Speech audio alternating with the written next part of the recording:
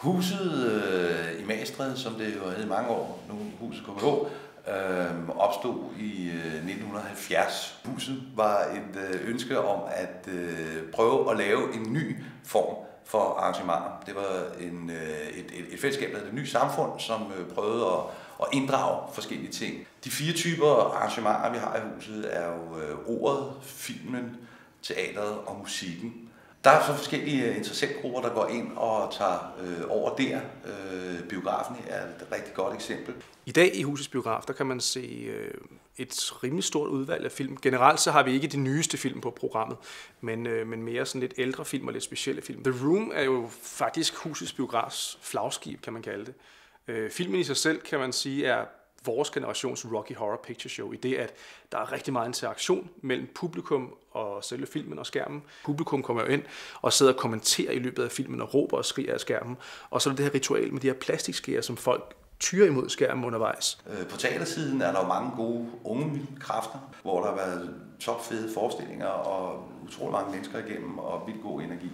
Det teater, der fremføres i huset, er primært vækstlagsteater.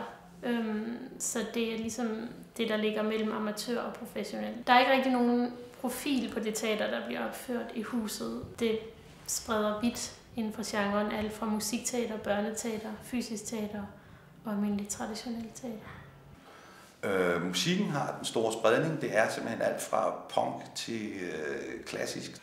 Alternativ rock, pop, hip-hop, en lille smule metal, Mundi Punk Klub. Ja, musik i huset er på alle niveauer. Fra det højeste topprofessionelle niveau med kunstnere, som har været på forsiden af magasiner, til gymnasiebandet, som man lige er gået ud af 3.G og kommer kørende i bil fra Haderslev. Og i ordets sammenhæng er der jo stand-up'en, der er lyrik-arrangementer, poetry, slam. Så jeg synes, det hele er rigtig godt dækket ind herinde.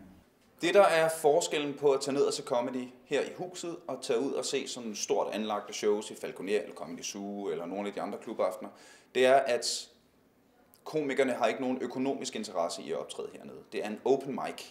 Det er her, hvor de nye får deres debut, og det er her, hvor de etablerede komikere tester deres materiale af.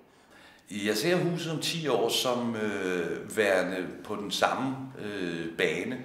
Så jeg forestiller mig egentlig, at kurven er konstant, og ringen sluttes på den måde med, at vi kan selv, vi vil selv, og så er vi altså interesserede i, hvad der så kommer til at ske.